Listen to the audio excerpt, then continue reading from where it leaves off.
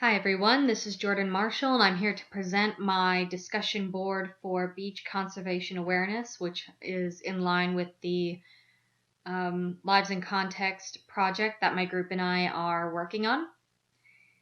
For this, I use the technology applications grades 3 through 4 just to act as a sort of springboard for the research that the students would need to do for this particular discussion. And the objectives are students will conduct research on beach debris litter, its origins, and how it affects the coastal ecosystem and community. Afterward, they will integrate what they have learned and employ creative, critical thinking processes to discuss ways to prevent or slow the production of further beach debris or litter, which is basically what we are centering our questions on for the project-based learning needs, I think is what it was called, that particular document where we, sorry, that was a text message. Let's see here.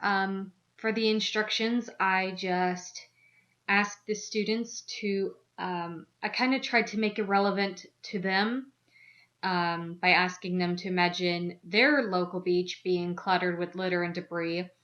And even though there is a local effort to try and keep the beach clean, it seems like no matter what, someone would always rather leave their empty bottle on the shore rather than throwing it away in any of the recycle bins or trash receptacles.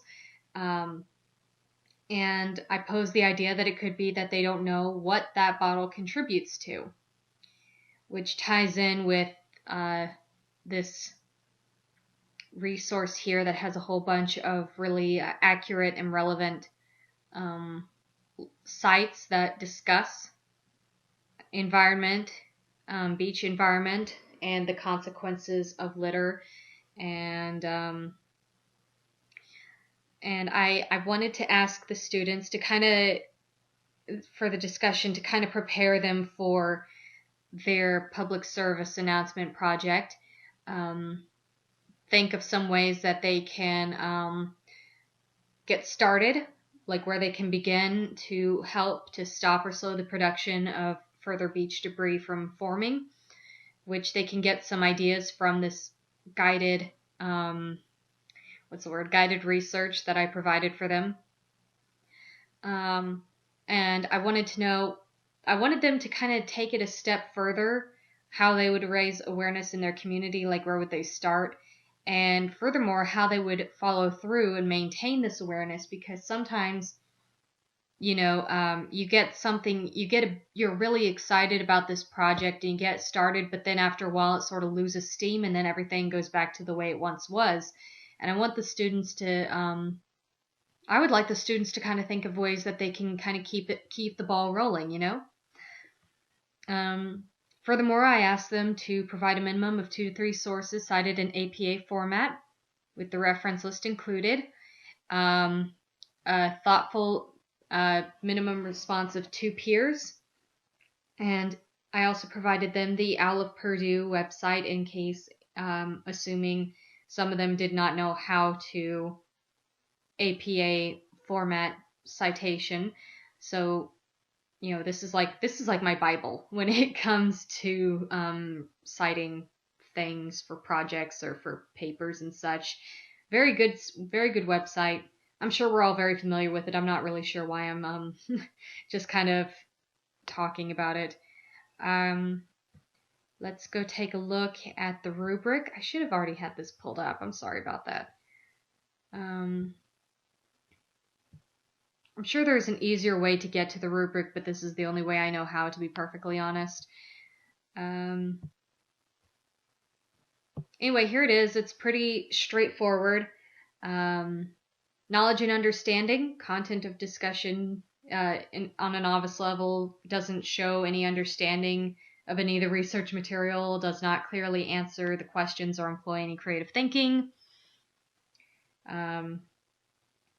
The most proficient for knowledge and understanding is content of discussion, demonstrates an understanding of the research material, clearly answers the questions, and employs creative and critical thinking. the creative and critical thinking going as far as how they would start raising awareness in their community and how they would keep the ball rolling, as I mentioned earlier. Quality, I'm looking for answers are thoughtfully supported by properly cited, well-integrated sources. The reference page is included and formatted properly, and links are provided. And for peer responses, students respond to 2 other classmates' discussions thoughtfully, offering reflection, opinions, or ideas. Furthermore, I kind of took away the mystery from how I'm doing the grading process. I wasn't sure how to change these percentages, but in other rubric formats, it would be like 1 point, 2 point, 3 point. And points possible would be 9, and then you take your points possible divided by, or you add it up, you get your total divided by the points possible, then multiply that by 100, and that's the grade you get. Anyway, this was an interesting process for me, and I certainly could use more practice with it. Setting up the rubric, I think, was the most challenging part because maybe I just overthought it was my problem. I was thinking about how I would set up the grading, assuming I had other assignments, but I don't. So I hope that demonstrates that I put some thought into it, and I tried. Anyway, thank you for watching my screencast, and good luck with everything. Bye.